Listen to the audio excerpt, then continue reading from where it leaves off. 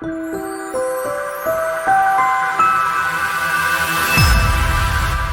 Señor. Les voy a invitar a que busquen en sus Biblias el Evangelio según San Mateo, capítulo 4.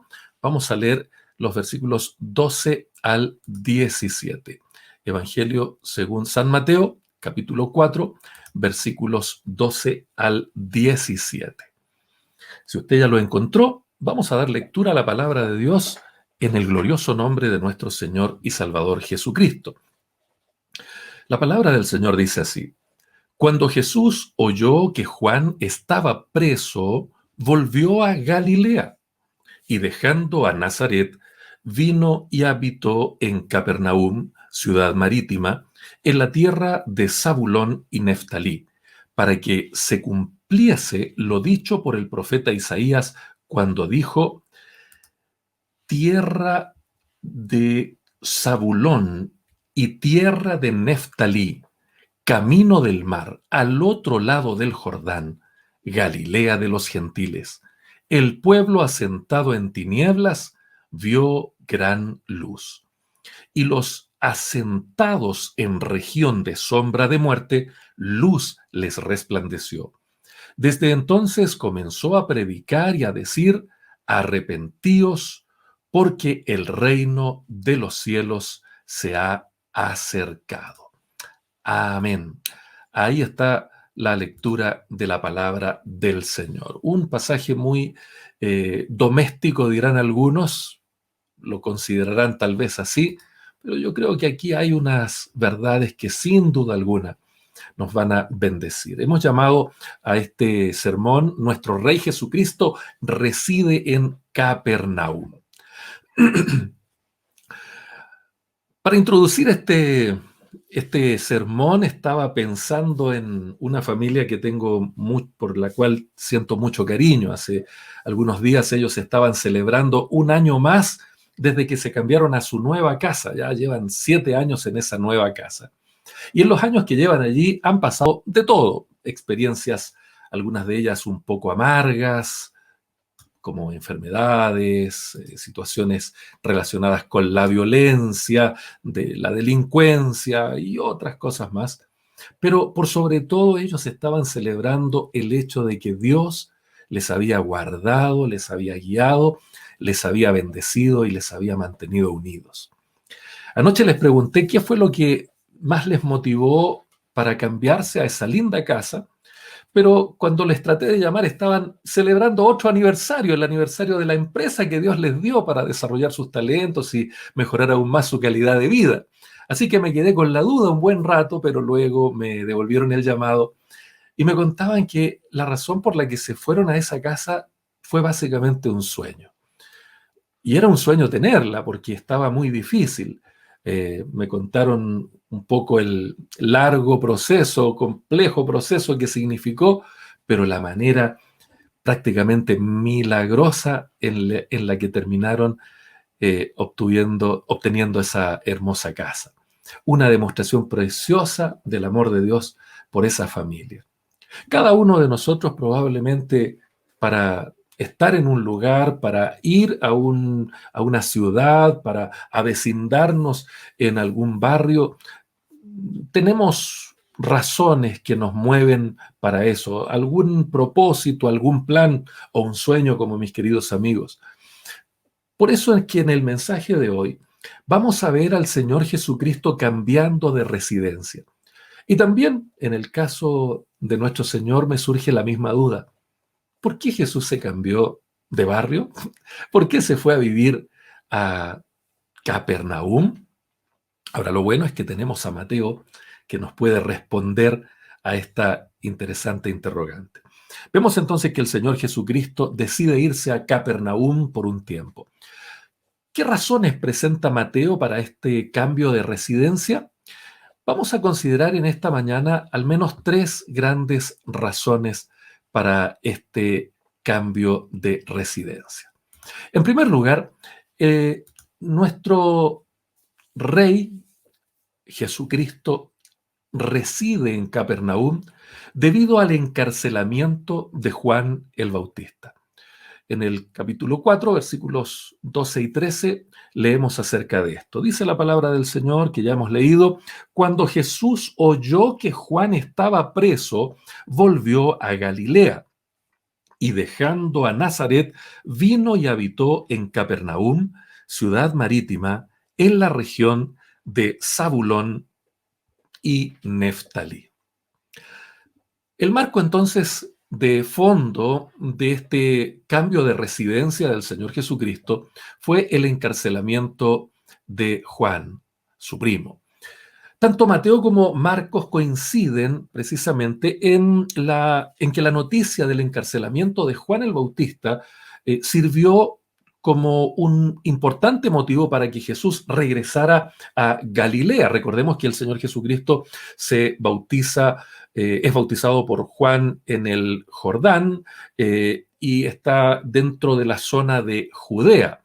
Pero luego, al ser encarcelado Juan, es que el Señor Jesucristo va nuevamente al norte hasta Galilea. Esta noticia es significativa para él. Permítanme leerles lo que William Hendriksen comenta al respecto de este cambio, de esta situación. Hendriksen estima que Juan el Bautista hizo su primera aparición pública en el verano del año 26 después de Cristo, y que unos 18 meses más tarde habría sido encarcelado. La razón del encarcelamiento de Juan se explica en Mateo capítulo 14, versículos 3 y 4. Allí se nos revela que Herodes, en este caso ya no Herodes el Grande, no el Herodes que de la matanza de los niños, no, ese Herodes ya había muerto, ya lo hemos explicado en sermones anteriores, sino que estamos hablando ahora de uno de los descendientes de este Herodes el Grande en los que se divide el reino. Y en este caso nos referimos a Herodes el Tetrarca.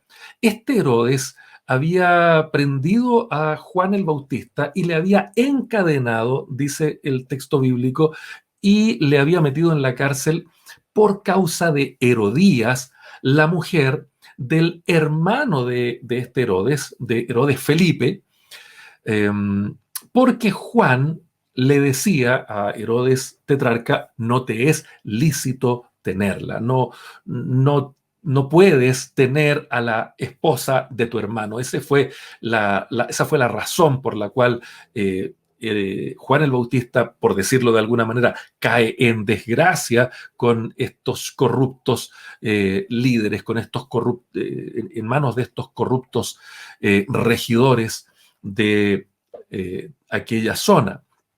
Este encarcelamiento de Juan el Bautista debe haber sido un festín para los líderes judíos valga la redundancia, de la zona de Jerusalén, para los líderes que estaban bastante descontentos con Juan, porque usted recordará cuando estudiamos allí el pasaje del capítulo 3, versículo 7, cuando Juan estaba bautizando en el río Jordán y aparecen los fariseos y los saduceos.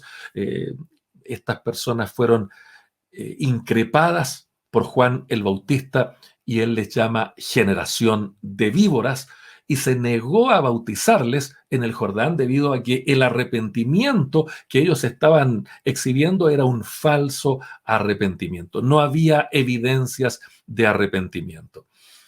Y en ese periodo Juan estaba gozando de gran popularidad. Por eso los líderes judíos tienen que haber estado muy contentos cuando a Juan lo encarcelaron, y por supuesto que su ministerio se vio bastante truncado.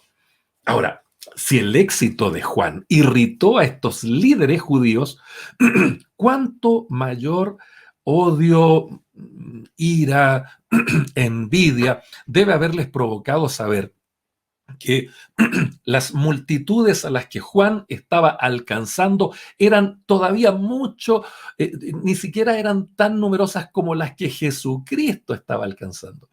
Es decir, si la popularidad de Juan era llamativa y era irritante para los líderes judíos, cuánto más esta popularidad mayor que comenzó a tener el Señor Jesucristo al iniciar su ministerio. Si Juan era apenas el heraldo del Señor Jesucristo, imagínense ustedes la sensación que había de ira y de molestia por estos líderes, insisto, corruptos, carnales, y vamos a ver a la luz de todo el Nuevo Testamento la calidad de personas que eran.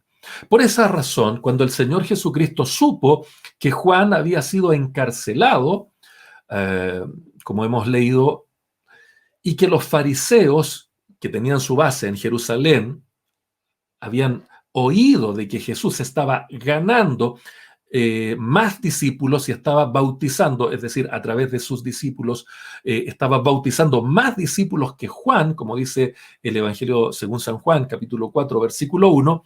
Entonces, eso es lo que hace que el Señor Jesucristo salga de Judea y se dirija a Galilea. Podría resultarnos, sí, contradictorio que Jesús se fuera a Galilea, sabiendo que Galilea estaba gobernada por Herodes Antipas, el tetrarca que había precisamente encarcelado a Juan el Bautista. Sin embargo, para entender esto, para entender este movimiento, tenemos que saber que en este periodo el Señor Jesucristo no se encuentra, por así decirlo, en la mira de Herodes Antipas. No está en una posición desventajosa, no está en oposición, no hay un conflicto entre de Herodes Antipas en contra del Señor Jesucristo, sino que más bien los líderes judíos, en especial los de Jerusalén en Judea, son con quienes el Señor Jesucristo está comenzando a encontrarse en un conflicto cada vez más creciente. Por esta razón es que su viaje al norte, su viaje a Galilea, era bastante más seguro que su estadía en Judea, junto a otras razones que luego vamos a ver en este pasaje. Ahora, cabe señalar también que después de la muerte de Juan el Bautista, este Herodes se convence, llega a la convicción de que Jesús es Juan el Bautista resucitado de los muertos. Por eso, vamos a ver más adelante que durante ese periodo el Señor Jesucristo optará por apartarse hasta cierto punto de la atención inmediata de este corrupto rey. En Mateo capítulo 14, versículos 1, 2 y luego en el 13 vamos a notar esto, que va a ocurrir luego. Dice, en aquel tiempo Herodes el tetrarca oyó la fama de Jesús y dijo a sus criados, este es Juan el Bautista, ha resucitado de los muertos. Y por eso actúan en él estos poderes. Luego se relata en el versículo 13 de ese pasaje lo siguiente, dice, oyendo Jesús, se apartó de allí en una barca a un lugar desierto y apartado, y cuando la gente lo oyó, le siguió a pie desde las ciudades. Les menciono todos estos movimientos y las razones que motivaron al Señor Jesucristo a trasladarse desde Judea a Galilea y luego más adelante, cuando se comienza a indisponer con Herodes el tetrarca, cómo se mueve también desde ese lugar para que tratemos de dilucidar la razón del por qué el Señor Jesucristo está trasladándose. Una idea que puede surgir rápidamente es, a ver, ¿el Señor Jesucristo le tuvo miedo a los judíos? ¿Después le va a tener miedo a Herodes? No, momento. No, el Señor Jesucristo no le tiene miedo a nadie. No le tiene miedo ni a los judíos, ni a los líderes judíos, ni tiene miedo que lo encarcelen, ni menos le tiene miedo a la muerte. Recordemos que más adelante el propio Señor Jesucristo va a decir, yo les voy a enseñar a quién se debe temer. No teman a los que pueden matarles el cuerpo, sino que teman al que puede destruir el alma y el cuerpo en el infierno. Es decir, solamente hay que temer a Dios, no a los hombres. Nuestro Señor Jesucristo no es un timorato, no es un cobarde, no se anda arrancando. Lo que vamos a ver en estas acciones del Señor Jesucristo es su sabia prudencia en el cumplimiento de la misión y en la voluntad del Padre. sabiduría y prudencia. Eso es lo que hay en el corazón del Señor Jesucristo. El Señor ya le había dicho al diablo, como usted recordará en los sermones anteriores, no tentarás al Señor tu Dios. Por lo tanto, no le temía a los líderes judíos. Este no era el tiempo del enfrentamiento. Este era el tiempo de hacer discípulos y de demostrar con paciencia cómo hay que obedecer paso a paso a Dios hasta en sus más mínimos detalles. Eso es lo que toca ahora.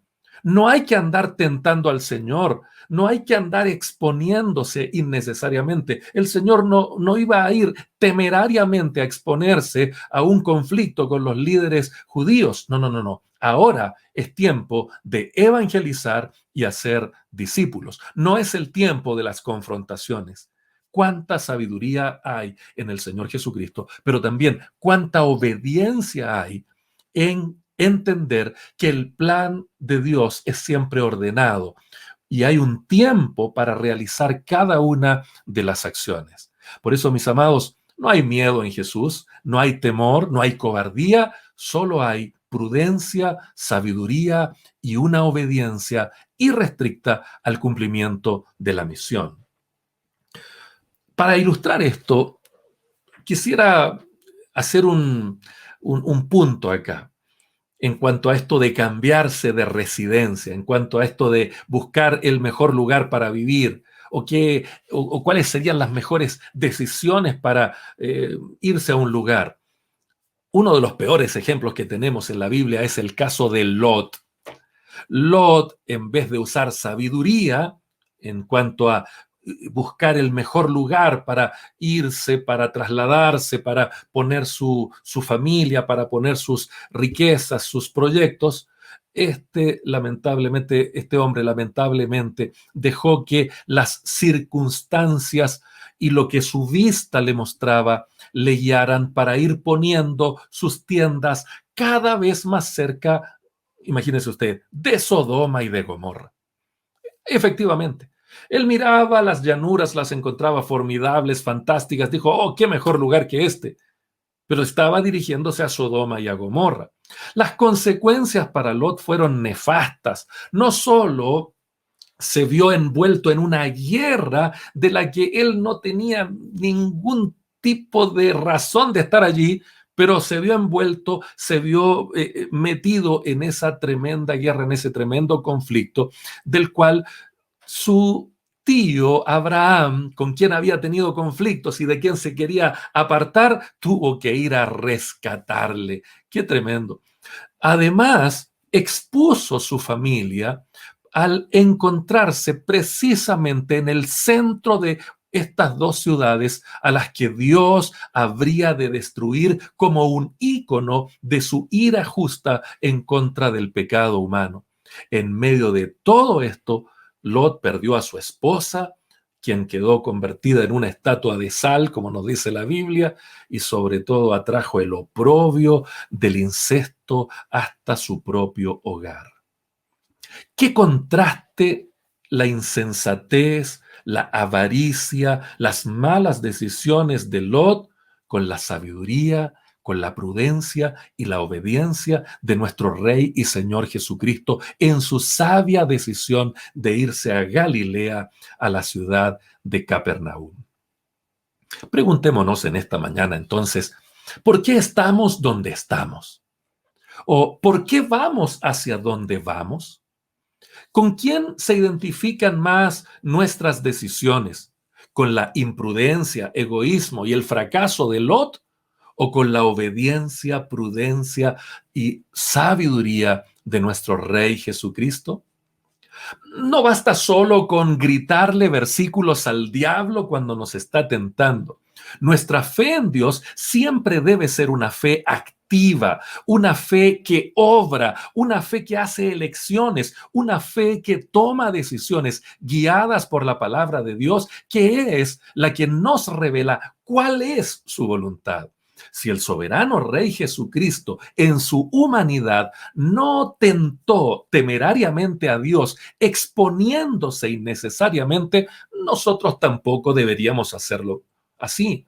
Si el Señor Jesucristo siguió al pie de la letra las diversas etapas del plan de Dios, evadiendo a los enemigos circunstanciales para llevar a cabo la tarea de hacer discípulos, entonces nosotros debiéramos hacer lo mismo. Ya vendrá más adelante el tiempo de confrontar con firmeza a los enemigos, pero este es el tiempo de evangelizar y de discipular. No tener temor no significa exponernos innecesariamente, poniendo en riesgo los planes del Señor u obstaculizando su obra. Nuestro Rey y Señor nos da en esto un tremendo ejemplo.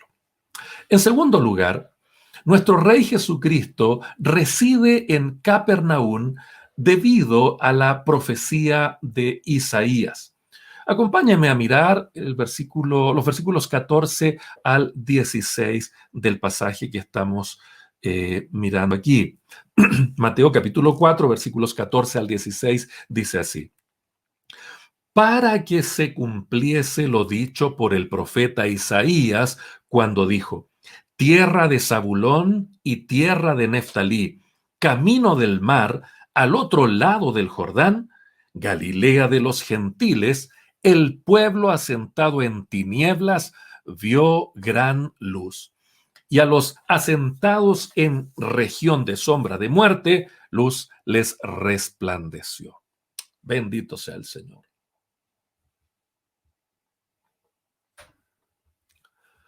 Aquí vemos la segunda razón por la que el Señor Jesucristo se irá a vivir un tiempo a Capernaum. ¿Y cuál es esa razón? Él obedece a razones proféticas. La segunda razón por la cual Jesús se va a Capernaum, a Galilea, desde Judea al sur, se va al norte, es, de acuerdo al relato de Mateo, por esta profecía.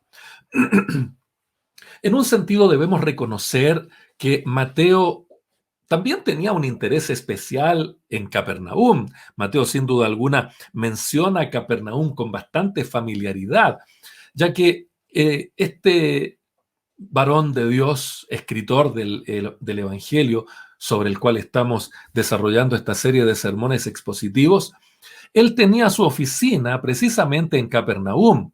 Esto nos lo dice Mateo capítulo 9, versículo 9. Recordemos lo que ya hemos dicho, él era un publicano. Esto es algo así como un cobrador de impuestos o una especie de inspector tributario. Por ahí está definido más o menos su trabajo. Y esta ciudad de Capernaum era precisamente donde él tenía asentada su oficina o el lugar en donde él desarrollaba esta labor. Pero adicionalmente, Mateo llega a afirmar más adelante que el propio Señor Jesucristo también llegó a considerar Capernaum como su ciudad. Eso usted lo puede encontrar en Mateo capítulo 9, versículo 1.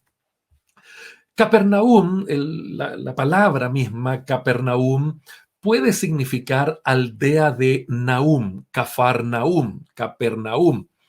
Aunque no se sabe, no se tiene certeza si precisamente recibe este nombre por el profeta del Antiguo Testamento que predijo la destrucción de Nínive, o por algún otro Nahum, ya que Nahum no es un nombre no es un nombre complejo, es un nombre común, ¿no?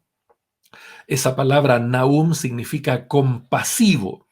Por lo tanto, también el nombre dado a este pueblo podría significar aldea de compasión o aldea de consolación. Algunos tal vez ven esa conexión debido a que Jesús se vaya justo en medio de la muerte, el encarcelamiento de su primo Juan, y sabemos que posteriormente va a morir, entonces tal vez hay una conexión allí significativa para algunos, pero lo cierto es que no tenemos razón definida para saber el nombre de esa ciudad, si se refiere precisamente al profeta Nahum, al famoso profeta Nahum del Antiguo Testamento, a algún otro Nahum importante, o más bien está vinculado al significado de la palabra Nahum, del nombre Nahum, que significa consolación o compasión. Sin embargo, los versículos que estamos considerando nos muestran que Mateo ve algo más profundo que simplemente el nombre de la ciudad. Mateo encuentra aquí el cumplimiento de la palabra profética de Isaías, Isaías capítulo 9, versículos 1 y 2, que muestran a Capernaum como la ciudad que sería la sede del ministerio del Mesías. Vemos aquí que se le llama tierra de Zabulón y tierra de Neftalí, por ser precisamente el territorio que antiguamente, al dividir el territorio por parte de la conquista, en el tiempo de la conquista, a manos de Josué, es precisamente allí donde estaban asentadas las tribus de Zabulón y la tribu de Neftalí. Por eso se le llama a aquel lugar tierra de Zabulón y de Neftalí.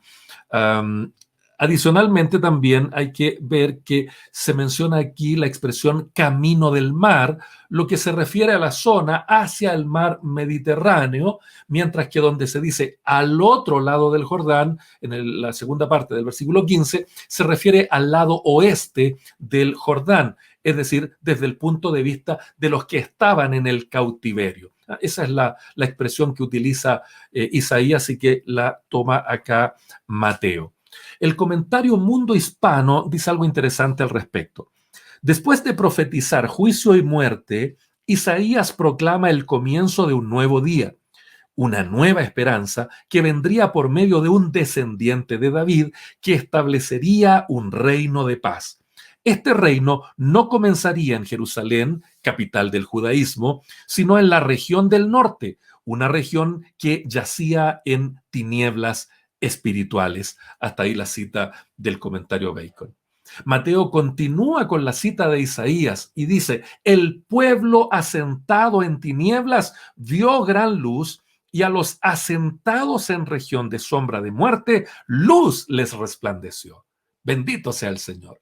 Esta gloriosa verdad contenida acá se presenta de manera más detallada en el Evangelio según San Juan, capítulo 1, versículos 4 al 9. Juan escribe y dice, en él, hablando de Cristo, en él estaba la vida y la vida era la luz de los hombres. La luz en las tinieblas resplandece y las tinieblas no prevalecieron contra ella. Hubo un hombre enviado de Dios, el cual se llamaba Juan.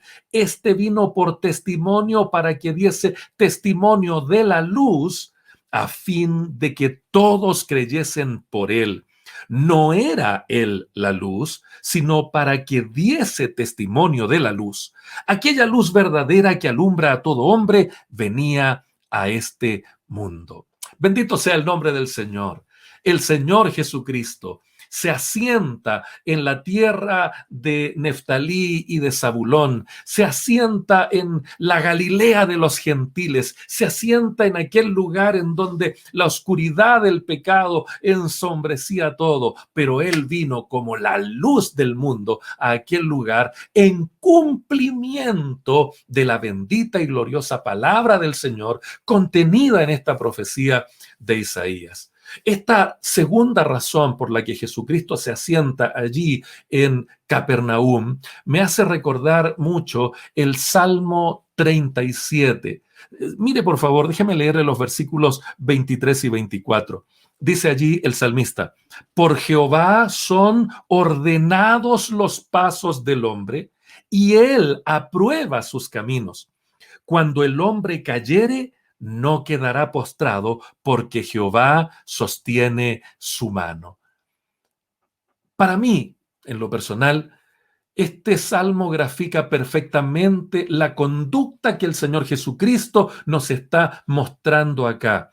El Señor Jesucristo no está tomando decisiones aleatorias, no está moviéndose por emociones, no está moviéndose por miedo, no está moviéndose por sentimiento, no está moviéndose por envidia, no está moviéndose por razones ajenas al plan trazado por Dios. Por Jehová son ordenados los pasos del hombre y él aprueba su camino. El Señor Jesucristo está cumpliendo de manera clarísima cómo debe conducirse un hombre de Dios, una mujer de Dios. Debemos movernos conforme a las órdenes dadas por Dios, conforme a lo que Dios ha planeado para nosotros. Y allí ocurren dos cosas, según este salmo. Dios aprueba el camino de esta persona que se mueve, que actúa, que se conduce, que se comporta de acuerdo al plan del Señor. Y en segundo lugar, cuando ese hombre, cuando esa persona cayere, dice el Salmo, no quedará postrado porque Jehová sostiene su mano. La decisión del Señor Jesucristo de irse a vivir un tiempo a Capernaum no era arbitraria. Vimos allí que era una decisión sabia, pero ahora también vemos que es una decisión que estaba profetizada. Es decir, el Señor Jesucristo es completamente guiado por la palabra de Dios. No solo usa la palabra de Dios para reprender al diablo y evitar la tentación, sino que adicionalmente vemos que él vino a cumplir no su propia voluntad, sino la voluntad del Padre. Esto evidentemente nos lleva a preguntarnos, ¿son todas nuestras decisiones gobernadas por la palabra de Dios?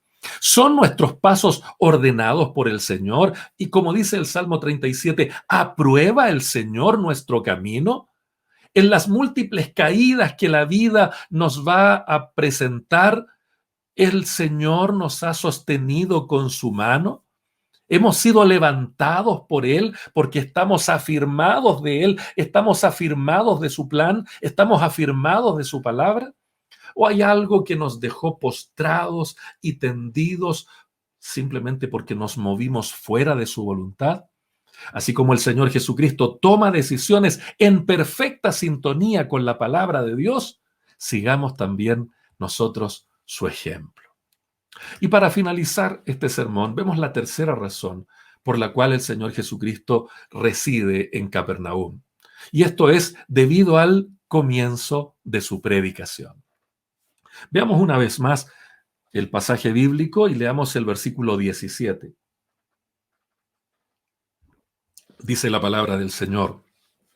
Desde entonces comenzó Jesús a predicar y a decir: arrepentíos porque el reino de los cielos se ha acercado.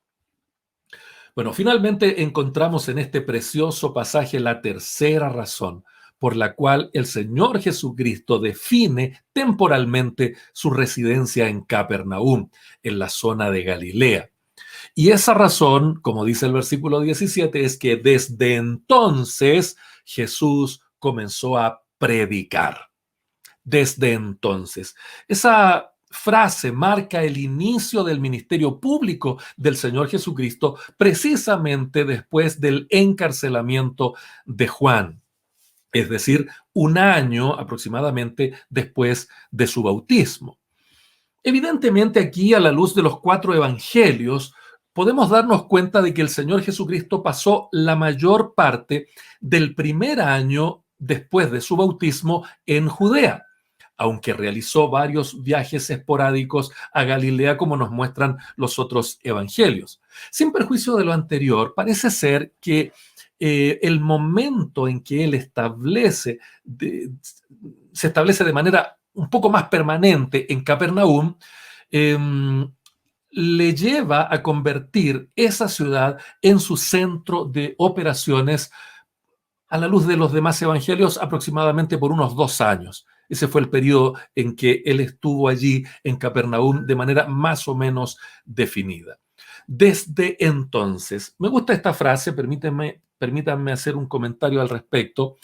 Desde entonces es apotote, y la palabra, ese adverbio tote, es un adverbio temporal que significa en aquel momento. Desde entonces, desde aquel preciso momento. Desde ese tiempo en particular. Que me encanta esto porque nos muestra que nada es improvisado en el Señor Jesucristo. Desde aquel momento, es decir, desde aquel preciso momento, es que el Señor comenzó a predicar. El Señor Jesucristo no hace nada improvisado. Todo lo que el Señor Jesucristo hace es intencional. Todo lo que el Señor Jesucristo realiza está de acuerdo con un plan.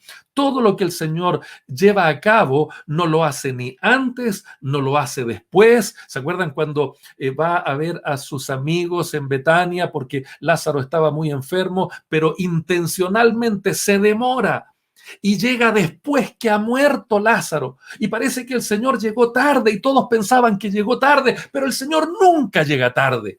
A nosotros nos puede parecer que se demora mucho o que llegó tarde, pero Él no llega tarde nunca, porque Él simplemente hace práctica la obediencia. La verdadera obediencia no es la obediencia retrasada o demorada, es en el momento exacto, en el lugar exacto, en el tiempo exacto. Así es nuestro Señor Jesucristo. Él no se demora, Él no llega tarde, Él no improvisa.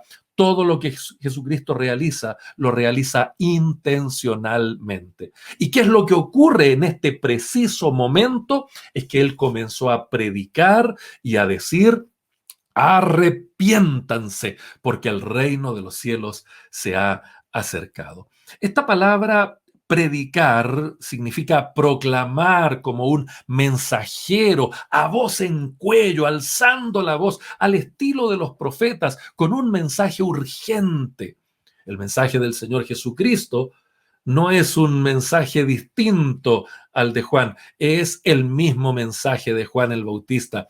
Arrepiéntanse, arrepiéntanse. Y la razón es porque el reino de los cielos se ha acercado. Por eso aquí vemos una pequeña variación, una sensación distinta a lo que Juan ha dicho. En el caso de la misma predicación en labios de Jesucristo, tiene ahora el sentido de que el reino es tanto presente como también futuro. Esa tensión del reino de Dios que es ya, pero todavía no. Toda la era mesiánica va a contener esto. Jesucristo está entre nosotros, pero todavía tiene que volver. Está presente en nuestro corazón cuando lo recibimos como nuestro Señor y Salvador, pero todavía falta que venga en su segunda venida. Es ya, pero todavía no. La vida eterna la tenemos ya, ahora mismo los hijos del Señor, pero todavía no, porque falta la consumación. Toda esta sensación la instala el Señor Jesucristo aquí cuando comienza a predicar el ya, pero todavía no. Tenemos ya aseguradas las bendiciones del Señor. Tenemos incluso las arras de nuestra herencia, como se refiere al Espíritu Santo, un anticipo de lo glorioso que todavía está por venir. Qué maravilloso. Pero esa bendición tan grande, esa bendición que como que la estamos empezando a gustar, pero que todavía falta, lo más completo todavía, tiene una condición de entrada, una condición ineludible. Arrepiéntanse. Esta forma tan típica de la predicación evangelística, arrepiéntanse, está aquí también, como en todos los otros lugares, por todos los otros predicadores del evangelio, en un presente activo, imperativo. Arrepiéntanse. Arrepiéntanse no es una sugerencia. Arrepiéntanse no es una opción. Arrepiéntanse es una orden. Ya hemos visto en los sermones anteriores que nuestro Dios ordena que todos los seres humanos debemos arrepentirnos. ¿Y por qué lo ordena? Porque todos hemos pecado y estábamos destituidos de la gloria del Señor. El reino ha llegado, el reino ha venido, y esa es la gran razón por la cual debemos arrepentirnos. Por eso la orden de arrepentirse es una orden divina, es una orden urgente, es una orden que exige acción, es el rasgo característico de la verdadera evangelización y también, por lo tanto, es la primera lección que debe aprender un discípulo. El arrepentimiento es ineludible. Vemos un una explicación que a mí me parece muy hermosa del erudito bíblico Bob Utley, que ya lo hemos citado en sermones anteriores, para aclarar la necesidad del arrepentimiento. Utley dice que el arrepentimiento es esencial para una relación leal con Dios. Qué interesante es esto. El término hebreo significaba un cambio de comportamiento, pero el término griego para arrepentimiento significa un cambio de mentalidad, es decir, un cambio de comportamiento y un cambio de mentalidad. Utley sigue diciendo que el arrepentimiento es el deseo de cambiar la propia existencia egoísta por una vida instruida y dirigida por Dios. Qué diferencia, ¿no? Una vida dirigida por nosotros mismos es una vida improvisada, una vida que se mueve por emociones, una vida que simplemente a veces ni sabe para dónde va. Pero la vida bendecida por Dios, que surge de un arrepentimiento genuino, es una vida en donde la existencia misma se revoluciona de manera extraordinaria, porque ahora es Dios quien nos instruye y es Dios quien nos dirige. Utley insiste y dice que arrepentirse es negarnos a que nuestro ego nos esclavice para que Dios sea la prioridad, tal como vemos que ocurrió en Génesis capítulo 3, en la caída del ser humano, en donde el ser humano quería ponerse en el centro y ser egoísta y ser el gran Dios de sí mismo. El arrepentimiento rechaza aquello, porque el arrepentimiento nos lleva a una nueva actitud, una nueva manera de ver el mundo, un nuevo dueño, un nuevo amo, quien nos gobierna, quien nos dirige. Nuestro amo único es el Señor. Al mirar distintas formas equivocadas de arrepentimiento, vemos casos terribles como el de Judas en Mateo capítulo 27, versículo 3. Allí dice, entonces Judas, el que le había entregado viendo que era condenado, note eso, viendo que era condenado, devolvió arrepentido las 30 piezas de plata a los principales sacerdotes y a los ancianos. Esa palabra que se traduce acá, arrepentimiento, tiene que ver con un arrepentimiento superficial. Él se arrepiente porque vio que lo habían condenado, lo estaban condenando. No cambió su mentalidad, no cambió su comportamiento. Él simplemente vivió el arrepentimiento en un plano superficial. Ese arrepentimiento no sirve. O peor aún, el caso de Esaú, mencionado en Hebreos capítulo 12, versículos 16 y 17. Permítame leérselo. Otro caso de arrepentimiento falso. Dice, no sea que haya algún fornicario o profano como Esaú, que por una sola comida vendió su primogenitura, porque ya sabéis que aún después, deseando heredar la bendición, fue desechado y no hubo oportunidad para el arrepentimiento, aunque la procuró con lágrimas. El arrepentimiento que se expresa solo a nivel emocional no es verdadero arrepentimiento. No es el arrepentimiento que cambia nuestra mentalidad. Eso es remordimiento, pero no arrepentimiento. Por el contrario, sigo citando a Utley, dice él que el arrepentimiento verdadero, entonces, a la luz de toda la palabra del Señor, está ligado a las condiciones del nuevo pacto. Mire, por favor, Mateo capítulo 4, versículo 17 que hemos señalado, dice, arrepentíos, primera condición, porque el reino de los cielos se ha acercado. Hay que arrepentirse para entrar al reino. 1:15 de Marcos dice, el tiempo se ha cumplido y el reino de Dios se ha acercado. Mire lo que dice acá, arrepentíos y creed en el evangelio. Aquí vemos cómo la mentalidad se transforma en el verdadero arrepentimiento. Se arrepiente, pero cree al evangelio. Para poder tener un cambio de mentalidad, tenemos que reemplazar las ideas corruptas del pecado por el evangelio, la buena nueva del Señor. Ahí es donde ocurre la metanoia, el cambio de mente. Lucas capítulo 13, versículos 3 y 5 repiten 2 veces, si no os arrepentís, todos pereceréis igualmente. Del mismo modo, cuando los apóstoles predican el Evangelio, el gran mensaje del Evangelio, vemos que Hechos capítulo 3, versículo 16 dice: así que arrepentíos y convertíos para que sean borrados vuestros pecados, para que vengan de la presencia de Dios tiempos de refrigerio. Hechos capítulo 20, versículo 21 dice: y todo aquel que invocar el nombre del Señor será salvo.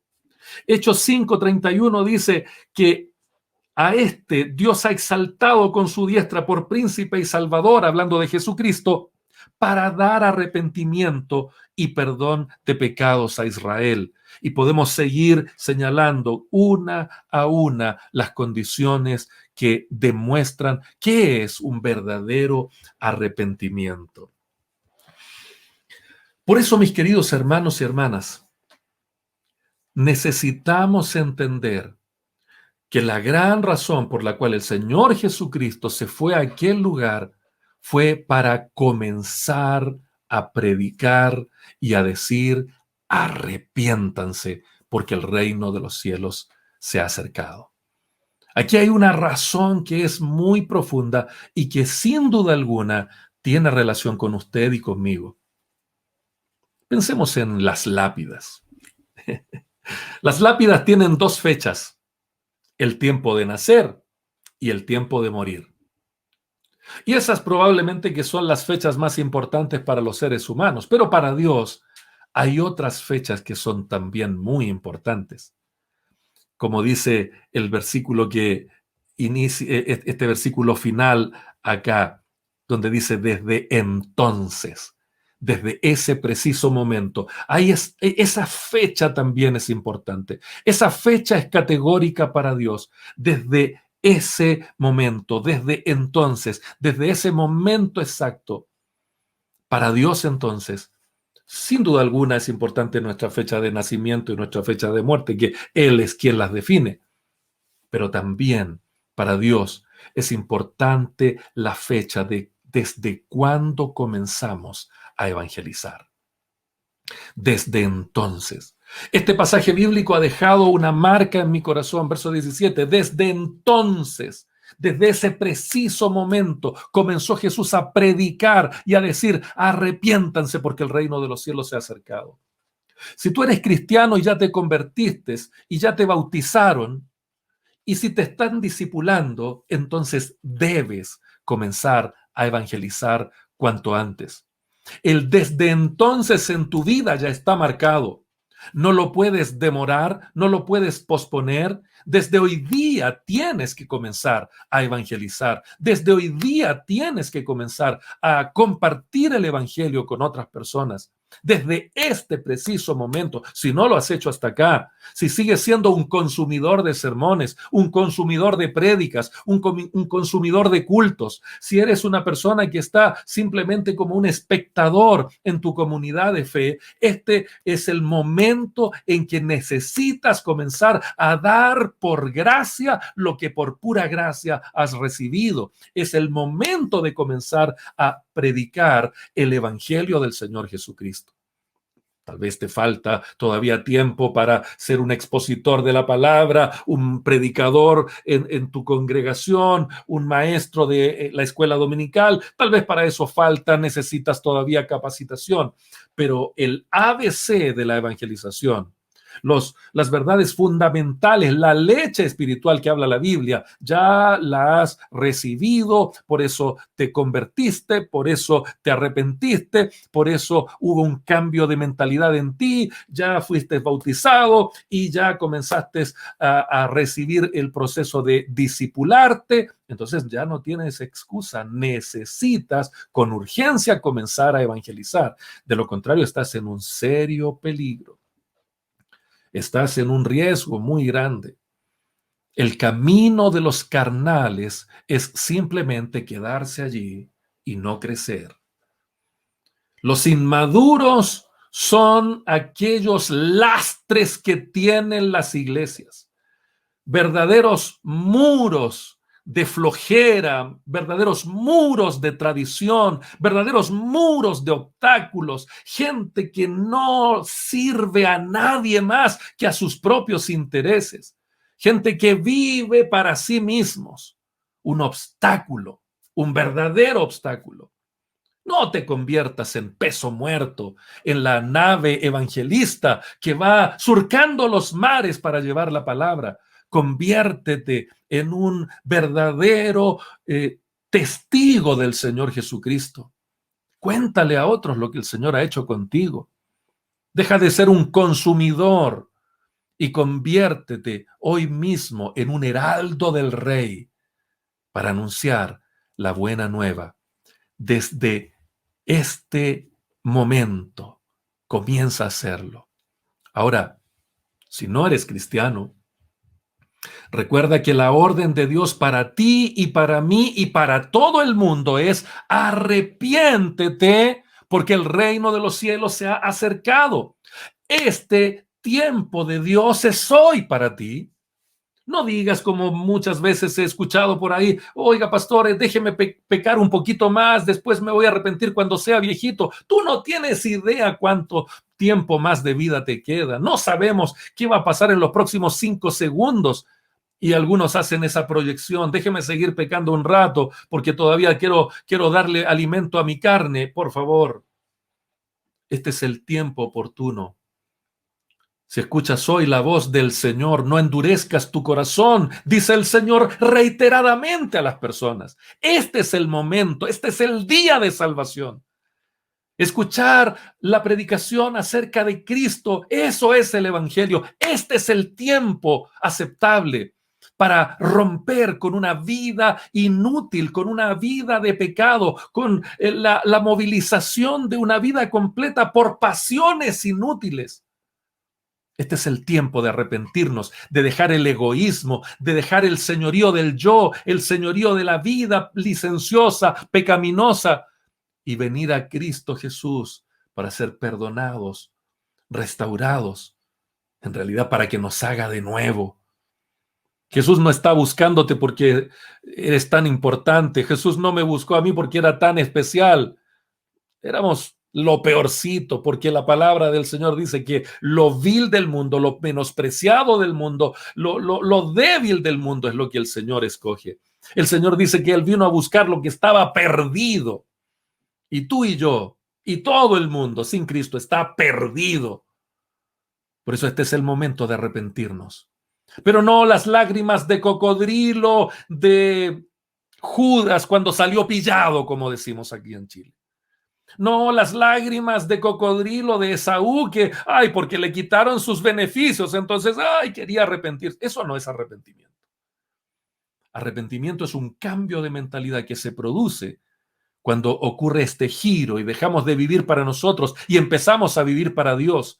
Esa mente que cambia, cambia porque el Evangelio comienza a guiarnos y vas a vivir esa vida como Cristo la vivió, incluso hasta dónde vas a vivir, hasta el barrio donde vas a vivir, el lugar donde te vas a movilizar, va a estar asociado a los planes de Dios. Eso es el Evangelio.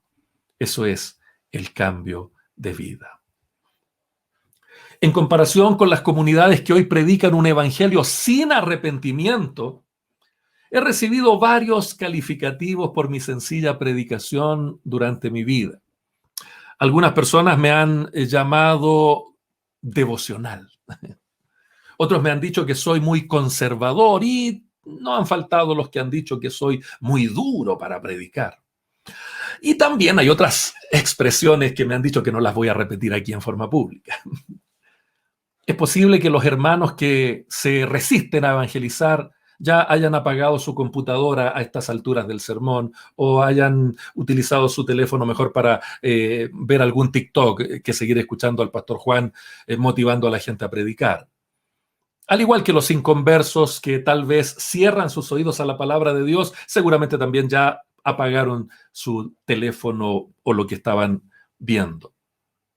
Pero si aún sigues aquí, es porque hoy día es un día especial para ti. Si aún sigues escuchando este tedioso sermón, es porque Dios quiere hacer algo contigo ahora, en este preciso momento. Déjame leerte algo que el evangelista Dwight Lyman Moody um, comentó acerca de John Wesley. Moody escribió y dice, John Wesley solía hacer dos preguntas a sus jóvenes enviados durante un periodo de prueba a predicar. Dos preguntas les hacía Moody a estos jóvenes predicadores. Él los capacitaba, los preparaba y los enviaba a predicar. Luego, cuando regresaban, les hacía dos preguntas. Primera pregunta, les decía, ¿alguno se convirtió? Y la segunda pregunta era, ¿alguien se enojó? Y cuando los jóvenes empezaban a responder, si la respuesta de estos jóvenes era no, es decir, nadie se convirtió y nadie se enojó, entonces Wesley les decía que no creía que el Señor los hubiera llamado a predicar el Evangelio y les enviaba a ocuparse en algo más, alguna otra cosa. Cuando el Espíritu Santo convence de pecados a las personas, o se convierten, no les gusta, o se enojan. O nos convertimos o nos enojamos. O obedecemos a la palabra del Señor o la rechazamos. Por eso te digo, si aún sigues allí y no has experimentado el nuevo nacimiento en Cristo, te invito a que des un paso de fe. Arrepiéntete y cree en el Señor Jesucristo. Y si eres cristiano y no estás evangelizando intencionalmente, te invito hoy día a que des un paso de fe, arrepiéntete y obedece a lo que el Señor Jesucristo te ha ordenado hacer y comienza a predicar desde hoy día y para nunca más dejar de hacerlo. Permíteme orar por ti de todo corazón.